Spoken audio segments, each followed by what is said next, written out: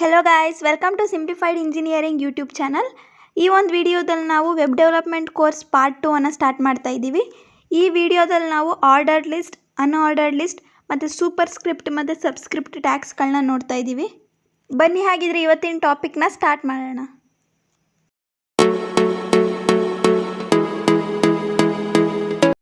What is ordered list? Ordered list is a list of items which are arranged in a specific sequence. ಐಟಮ್ಸ್ಗಳನ್ನ specific ಸೀಕ್ವೆನ್ಸಲ್ಲಿ arrange ಮಾಡೋದಕ್ಕೆ ನಾವು ordered ಲಿಸ್ಟ್ನ use ಮಾಡ್ತೀವಿ. And each item is marked with a numbers, letters and the Roman numerals. ಅಂದರೆ ಪ್ರತಿಯೊಂದು ಐಟಮ್ಸ್ನೂ ಕೂಡ ನಾವು ನಂಬರ್ಸಲ್ಲಿ ಆಗಿರ್ಬೋದು, ಲೆಟರ್ಸ್ ಆಗಿರ್ಬೋದು, ರೋಮನ್ ನ್ಯೂಮರಲ್ಸ್ ಆಗಿರ್ಬೋದು, ಇದೆಲ್ಲದರಿಂದನೂ ಕೂಡ ಮಾರ್ಕ್ ಮಾಡ್ತೀವಿ. ಬನ್ನಿ ವೆಬ್ಸೈಟ್ಗಳು ಕ್ರಿಯೇಟ್ ಮಾಡುವಾಗ ಹೇಗೆ ನಾವು ಆರ್ಡರ್ಡ್ ಲಿಸ್ಟ್ನ ಆಕ್ಸೆಸ್ ಮಾಡಬೇಕು ನೋಡೋಣ. ಸೊ ನಾವು ಇದಕ್ಕೆ OL ಟ್ಯಾಗ್ನ ಯೂಸ್ ಮಾಡ್ತೀವಿ. OL ಅಂತಂದರೆ ಆರ್ಡರ್ಡ್ ಲಿಸ್ಟ್ ಅಂತ. ಸೊ OL ಟ್ಯಾಗ್ ಒಳಗಡೆ LI ಟ್ಯಾಗನ್ನು ಹಾಕ್ತೀವಿ. LI ಅಂತಂದರೆ ಲಿಸ್ಟ್ ಐಟಮ್ ಅಂತ. ಸೊ ನಾನು ಇವಾಗ ಫಸ್ಟ್ ಲಿಸ್ಟ್ ಐಟಮಲ್ಲಿ HTML ಕೊಡ್ತಾ ಇದ್ದೀನಿ. ಸೆಕೆಂಡ್ ಲಿಸ್ಟ್ ಐಟಮಲ್ಲಿ CSS ಕೊಡ್ತಾ ಇದ್ದೀನಿ. ಸೊ ನೆಕ್ಸ್ಟ್ ಲಿಸ್ಟ್ ಐಟಮಲ್ಲಿ ನಾನು ಜಾವಾ ಸ್ಕ್ರಿಪ್ಟ್ ಕೊಡ್ತೀನಿ. ಸೊ ಆರ್ಡರ್ಡ್ ಲಿಸ್ಟ್ ಒಳಗಡೆ ಲಿಸ್ಟ್ ಐಟಮ್ ಅನ್ನೋ ಟ್ಯಾಗ್ನ ಯೂಸ್ ಮಾಡ್ತೀನಿ. ಸೊ ಲಿಸ್ಟ್ ಐಟಮ್ ಟ್ಯಾಗ್ ಒಳಗಡೆ ನನಗೆ ಏನು ಐಟಮ್ಸ್ ಬೇಕೋ ಅದನ್ನು ಸ್ಪೆಸಿಫೈ ಮಾಡ್ತಾಯಿದ್ದೀನಿ. ಸೊ OL ಟ್ಯಾಗ್ನ ಆರ್ಡರ್ಡ್ ಲಿಸ್ಟ್ಗೆ ಯೂಸ್ ಮಾಡ್ತೀವಿ. ಸೊ ಲೈವ್ ಸರ್ವರ್ ಓಪನ್ ಮಾಡಿ ನೋಡೋಣ. ಇದು ಆರ್ಡರ್ಡ್ ಲಿಸ್ಟ್ನ ಆಕ್ಸೆಸ್ ಮಾಡೋದಕ್ಕೆ ವೆಬ್ಸೈಟ್ಸ್ಗಳಲ್ಲಿ ನಾವು ಈ ಥರ ಒಂದು ಟ್ಯಾಗ್ನ ಯೂಸ್ ಮಾಡ್ತೀವಿ.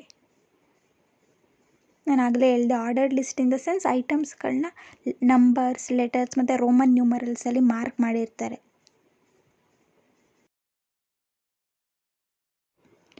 ಸೊ ನೀವು ನೋಡ್ಬೋದು ಇವಾಗ ಪ್ರತಿ ಐಟಮ್ಸು ಕೂಡ ನಮಗೆ ನಂಬರ್ಸಲ್ಲಿ ಮಾರ್ಕ್ ಮಾಡಿದ್ದಾರೆ. ಸೊ ಬೈ ಡಿಫಾಲ್ಟ್ ಅದು ನಂಬರ್ಸಲ್ಲಿ ಐಟಮ್ಸ್ಗಳು ಬರುತ್ತೆ. ಸೊ ನಮ್ಗೆ ಇವಾಗ ನಂಬರ್ಸ್ ಬೇಡ, ನಮಗೆ ಲೆಟರ್ಸ್ ಬೇಕು ಅಂತ ಅಂದರೆ ಆರ್ಡರ್ಡ್ ಲಿಸ್ಟ್ ಟ್ಯಾಗ್ OL ಟ್ಯಾಗಲ್ಲಿ ನಾವು type is equals to capital A ಕೊಟ್ಟರೆ ನಮಗೆ ಇನ್ಸ್ಟೆಡ್ ಆಫ್ ನಂಬರ್ ನಮಗೆ ಲೆಟರ್ಸ್ ಬರುತ್ತೆ. ಅಪ್ಪರ್ ಕೇಸ್ ಲೆಟರ್ಸ್ ಬೇಕು ಅಂದರೆ ಕ್ಯಾಪಿಟಲ್ A ಕೊಡಿ. ಓಪನ್ ಮಾಡಿದಾಗ ನಮ್ಗೆ ಈ ಥರ ನೋಡಿ ಇನ್ಸ್ಟೆಡ್ ಆಫ್ ನಂಬರ್ಸ್ ನಮಗೆ ಲೆಟರ್ಸ್ ಬರ್ತಿದೆ. ಸೊ ಈ ಥರ ಅಕಾರ್ಡಿಂಗ್ ಟು ಯುವರ್ ನೀಡ್ ನೀವು ನಿಮ್ಮ ವೆಬ್ಸೈಟ್ಸ್ಗಳನ್ನ ಟ್ಯಾಗ್ಸ್ಗಳನ್ನ ಯೂಸ್ ಮಾಡಿ ಡಿಸೈನ್ ಮಾಡ್ಬೋದು. ಸೊ ನಮ್ಗೆ ಇವಾಗ ಕ್ಯಾಪಿಟಲ್ ಲೆಟರ್ಸಲ್ಲಿ ಬೇಡ, ಅಪ್ಪರ್ ಕೇಸಲ್ಲಿ ಬೇಡ, ಲೋಯರ್ ಕೇಸಲ್ಲಿ ಬೇಕು ಅಂದರೆ ಸ್ಮಾಲ್ a ಯೂಸ್ ಮಾಡಿ. Type is equals to small a ಅಂತ.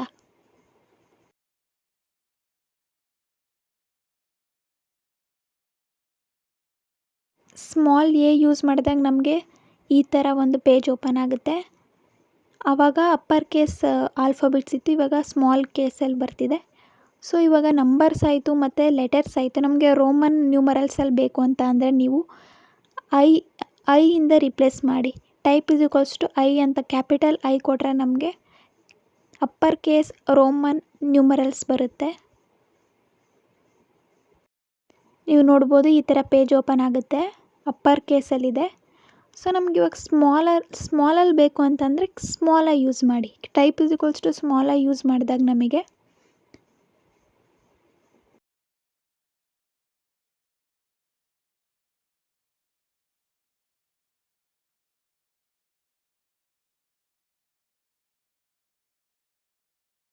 ಈ ಥರ ಪೇಜ್ ಓಪನ್ ಆಗುತ್ತೆ. ನೋಡಿ ನೀವು ಸ್ಮಾಲ್ ರೋಮನ್ ನ್ಯೂಮರಲ್ಸ್ ಬರ್ತಿದೆ. ಬನ್ನಿ ಇವಾಗ ಆರ್ಡರ್ಡ್ ಲಿಸ್ಟ್ ಆಯಿತು, ಅನ್ಆರ್ಡರ್ಡ್ ಲಿಸ್ಟ್ ನೋಡೋಣ.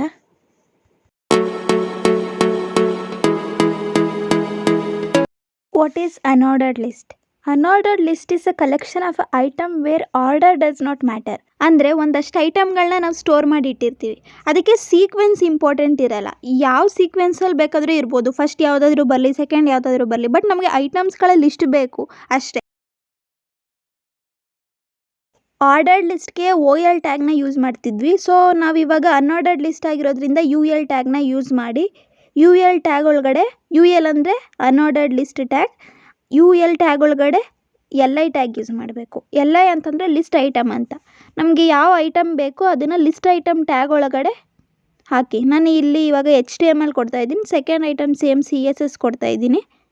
ಸೊ ನೆಕ್ಸ್ಟು ಜಾವಾ ಸ್ಕ್ರಿಪ್ಟ್ ಕೊಡ್ತೀನಿ.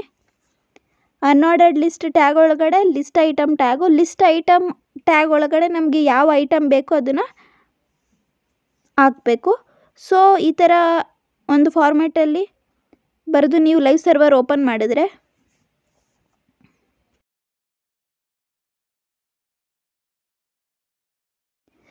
ನಿಮ್ಗೆ ಈ ಥರ ಓಪನ್ ಆಗುತ್ತೆ ನೋಡಿ. ಬೈ ಡಿಫಾಲ್ಟ್ ಅದು ಬುಲೆಟ್ ಪಾಯಿಂಟ್ಸಲ್ಲಿ ಬರ್ತಿದೆ, ಅಂದರೆ ಅದೇನು ಆರ್ಡರಲ್ಲಿ ಏನಿಲ್ಲ.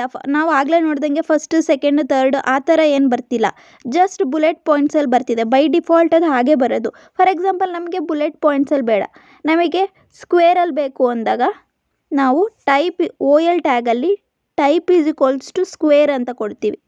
Type is equals to square ಅಂತ ಕೊಟ್ಟು ಲೈವ್ ಸರ್ವರ್ ಓಪನ್ ಮಾಡಿದ್ರೆ ನಮಗೆ ಆ ಬುಲೆಟ್ ಪಾಯಿಂಟ್ಸ್ ಏನಿತ್ತು ಆ ಪ್ಲೇಸಲ್ಲಿ ಸ್ಕ್ವೇರ್ಸ್ ರಿಪ್ಲೇಸ್ ಆಗುತ್ತೆ. ನೀವು ನೋಡ್ಬೋದಲ್ಲಿ ಸ್ಕ್ವೇರ್ಸಲ್ಲಿ ಬರ್ತಿದೆ. ಸೊ ಈ ಥರ ನೀವು ಅಕಾರ್ಡಿಂಗ್ ಟು ಯುವರ್ ನೀಡ್ ನೀವು ಅದನ್ನು ಡಿಸೈನ್ ಮಾಡ್ಕೋಬೋದು. ಇವಾಗ ಬುಲೆಟ್ ಪಾಯಿಂಟ್ ಮತ್ತು ಸ್ಕ್ವೇರ್ ಆಯಿತು. ಸರ್ಕಲ್ ಹಾಕಿ ನೋಡೋಣ. UL ಟ್ಯಾಗ್ ಒಳಗಡೆ type is equals to circle ಹಾಕಿ ಲೈವ್ ಸರ್ವರ್ ಓಪನ್ ಮಾಡಿದಾಗ ಆ ಸ್ಕ್ವೇರ್ಸ್ ಏನಿತ್ತು ಇನ್ ಪ್ಲೇಸ್ ಆಫ್ ದಟ್ ನಮಗೆ ಸರ್ಕಲ್ಸ್ ಬರುತ್ತೆ. ನೀವು ನೋಡ್ಬೋದಲ್ಲಿ ಸರ್ಕಲ್ಸ್ ಬರ್ತಿದೆ.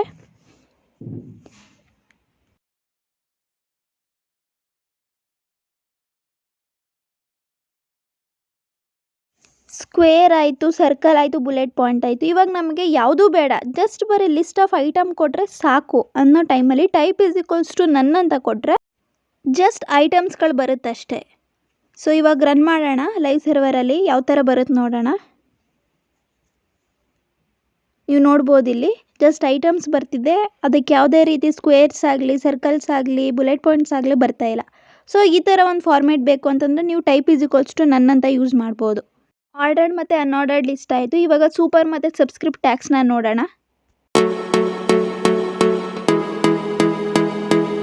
ಇವಾಗ ಫಸ್ಟು ಸೂಪರ್ ಸ್ಕ್ರಿಪ್ಟ್ ನೋಡೋಣ. ಯೂಶ್ವಲಿ ನಾವು ಸೂಪರ್ ಸ್ಕ್ರಿಪ್ಟ್ನ ಮ್ಯಾಥ್ಸಲ್ಲಿ ಯೂಸ್ ಮಾಡ್ತೀವಿ, A² + B² ಆ ಥರ ಎಲ್ಲ ಬರೆಯೋದಕ್ಕೆ. ಇವಾಗ A² ಹೇಗೆ ಬರಿಬೇಕು ಅಂತ ತೋರಿಸ್ತೀನಿ. A ಬರೆದು ನೀವು ಅಲ್ಲಿ ಸೂಪರ್ ಸ್ಕ್ರಿಪ್ಟ್ನ ಟ್ಯಾಗ್ನ ಓಪನ್ ಮಾಡಬೇಕು. SUP ಅಂದರೆ ಸೂಪರ್ ಸ್ಕ್ರಿಪ್ಟ್ ಟ್ಯಾಗ್ ಓಪನ್ ಮಾಡಿ A ಪವರ್ ಏನಿರುತ್ತೆ ಎಕ್ಸ್ಪೋನೆಂಟ್ ಅದನ್ನು ಬರೀರಿ 2. ನೆಕ್ಸ್ಟು ಆ ಟ್ಯಾಗ್ನ ಕ್ಲೋಸ್ ಮಾಡಿ +B ಸೂಪರ್ ಸ್ಕ್ರಿಪ್ಟ್ನ ಟ್ಯಾಗ್ ಓಪನ್ ಮಾಡಿ B⁴ ಏನಿರುತ್ತೆ ಅದನ್ನು ಸ್ಪೆಸಿಫೈ ಮಾಡಿ. Super script 2 A² + B². ಈ ಥರ ಬರೆದು ನೀವು ಟ್ಯಾಗ್ನ ಕ್ಲೋಸ್ ಮಾಡೋದನ್ನ ಮರಿಬಾರ್ದು. ಟ್ಯಾಗ್ ಕ್ಲೋಸ್ ಮಾಡಲಿಲ್ಲ ಅಂದರೆ ರಾಂಗ್ ಫಾರ್ಮೆಟಲ್ಲಿ ಬರುತ್ತೆ. ಈ ಥರ ಬರೆದು ಲೈವ್ ಸರ್ವರ್ ಓಪನ್ ಮಾಡಿ. ಲೈವ್ ಸರ್ವರ್ ಓಪನ್ ಮಾಡಿದಾಗ ನಿಮಗೆ ನೋಡಿ ಈ ಥರ ಬರ್ತಿದೆ A² + B². ಈ ಥರ ನೀವು ಸೂಪರ್ ಸ್ಕ್ರಿಪ್ಟ್ ಟ್ಯಾಗ್ನ ಯೂಸ್ ಮಾಡ್ಬೋದು. ಆ್ಯಂಡ್ ನಮಗದು ಸೆಂಟರಲ್ಲಿ ಬರಬೇಕು ಅಂತ ಅಂದರೆ ನೀವು ಸೆಂಟರ್ ಟ್ಯಾಗ್ನ ಯೂಸ್ ಮಾಡಿ. ಸೆಂಟರ್ ಟ್ಯಾಗ್ನ ಓಪನ್ ಮಾಡಿ ನಿಮಗೆ ಎಲ್ಲಿವರೆಗೂ ಸೆಂಟರಲ್ಲಿ ಬರಬೇಕು ಅದಾದಮೇಲೆ ನೀವು ಸೆಂಟರ್ ಟ್ಯಾಗ್ನ ಕ್ಲೋಸ್ ಮಾಡಿ. ಸೊ ಇವಾಗ ನಾನು A ಇಂದ ಇಲ್ಲಿಗೆ ಸೆಂಟರ್ ಟ್ಯಾಗ್ನ ಓಪನ್ ಮಾಡ್ತಿದ್ದಂಗೆ ನೋಡಿ ನೀವು ನೋಡ್ಬೋದು ಮಿಡಲಲ್ಲಿ ಬರ್ತಿದೆ. ಸೊ ಈ ಥರ ಸೆಂಟರಲ್ಲಿ ಬರಬೇಕು ಅಂದರೆ ನೀವು ಸೆಂಟರ್ ಟ್ಯಾಗ್ನ ಯೂಸ್ ಮಾಡ್ಬೋದು. ನೆಕ್ಸ್ಟ್ ಸಬ್ಸ್ಕ್ರಿಪ್ಟ್ ಟ್ಯಾಗ್ನ ನೋಡೋಣ. ಸಬ್ಸ್ಕ್ರಿಪ್ಟ್ನ ನಾವು ಕೆಮಿಕಲ್ ರಿಯಾಕ್ಷನ್ಸಲ್ಲೆಲ್ಲ ಯೂಸ್ ಮಾಡ್ತಿರ್ತೀವಿ. ಕೆಮಿಸ್ಟ್ರಿಲಿ H2O CO2 ಮತ್ತು ಮ್ಯಾಥ್ಸಲ್ಲಿ log 2 45 ಡಿಗ್ರಿ ಲಾಗಲ್ಲೆಲ್ಲ ಯೂಸ್ ಮಾಡ್ತೀವಿ. ಸೊ ಇವಾಗ ನಾನು ಸೆಂಟರ್ ಟ್ಯಾಗ್ ಒಳಗಡೆನೇ ಬರಿತಾ ಇದ್ದೀನಿ. ಲಾಗ್ ಬರೆದು ಸಬ್ ಅಂದರೆ ಸಬ್ಸ್ಕ್ರಿಪ್ಟ್ ಟ್ಯಾಗ್ನ ಓಪನ್ ಮಾಡಿ ನಾವು ಏನು ನಮಗೆ ಸಬ್ಸ್ಕ್ರಿಪ್ಟ್ ಬೇಕು ಅದನ್ನು ಮೆನ್ಷನ್ ಮಾಡಿ ನಮಗೆ log 2 ಅಂತ ಮೆನ್ಷನ್ ಮಾಡಿ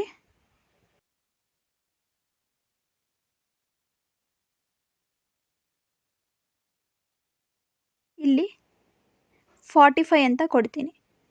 ಸೊ ಈ ಥರ ನಾವು ಸಬ್ಸ್ಕ್ರಿಪ್ಟ್ ಬೇಕು ಅಂದಾಗ ಸಬ್ ಅನ್ನೋ ಟ್ಯಾಗ್ನ ಯೂಸ್ ಮಾಡ್ತೀವಿ. ಲೈವ್ ಸರ್ವರ್ ಓಪನ್ ಮಾಡಿ ನೋಡೋಣ. ಸೆಂಟರಲ್ಲಿ ಬರಲಿ ಅಂತ ಸೆಂಟರ್ ಟ್ಯಾಗ್ ಯೂಸ್ ಮಾಡಿದ್ದೀನಿ.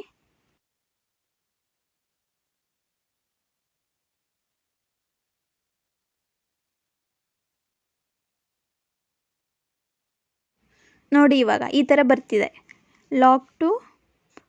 log base 2 45 ಅಂತ. ಆ ಥರ ನಮ್ಗೆ ಬೇಕು ಅಂದಾಗ ನಾವು ಸಬ್ ಟ್ಯಾಗ್ನ ಯೂಸ್ ಮಾಡ್ಬೋದು. ಸೊ ಇವಾಗ ನಾನು ಎರಡು ಅಟ್ ಎ ಟೈಮ್ ಆಗಿ ತೋರಿಸ್ತೀನಿ, ಸಬ್ಸ್ಕ್ರಿಪ್ಟ್ ಮತ್ತು ಸೂಪರ್ ಸ್ಕ್ರಿಪ್ಟ್ನ. ಸೆಂಟರಲ್ಲಿಟ್ಟು A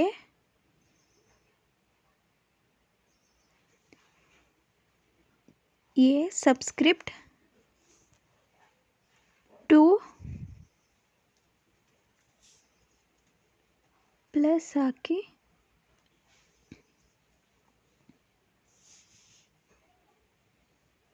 ಸೂಪರ್ ಸ್ಕ್ರಿಪ್ಟ್